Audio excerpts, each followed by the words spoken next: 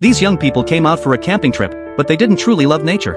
In fact, they were even destroying the natural environment. On this day, a little snail was leisurely eating its meal. Suddenly, a girl appeared and greeted the snail in a friendly way. But then, the person behind her crushed the snail with a single step.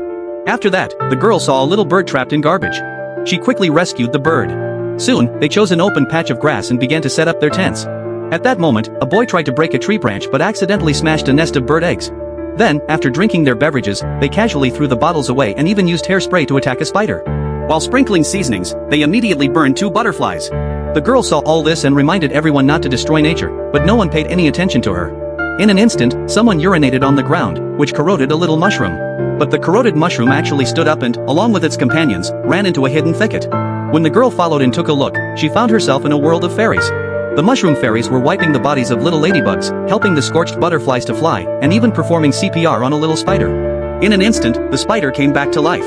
The girl was so excited that she wanted to record this scene, but then the others followed her. They said they wanted to capture a few fairies to take back for research. But the girl stopped them. Then, the fairy chieftain, who was in charge of managing the forest, appeared.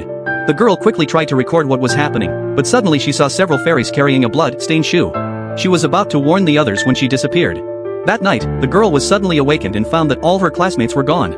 She discovered that some of them were tied up, with fairies holding torches around them, pouring oil on them, and then setting them on fire. The girl was terrified, but she noticed her other classmates and quickly untied them. Just as she was about to escape, she was spotted by the chieftain. In an instant, all the little fairies rushed at her. The girl ran with a flashlight in her hand, but a fairy slashed her forearm, forcing her to drop the flashlight and run in the other direction. Then, the others began to fight back with baseball bats and even used hairspray as a weapon, but they were quickly knocked to the ground and sprayed in the eyes with their own hairspray. After that, some people were surrounded and devoured by snails. Others were drowned in the fairy's urine. At this moment, the girl also fell into the fairy's ambush.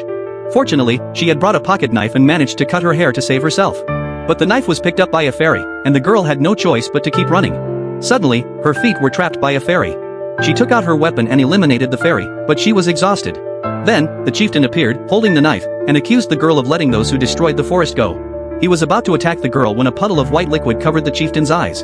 In the end, it was the little bird that the girl had helped that saved her life.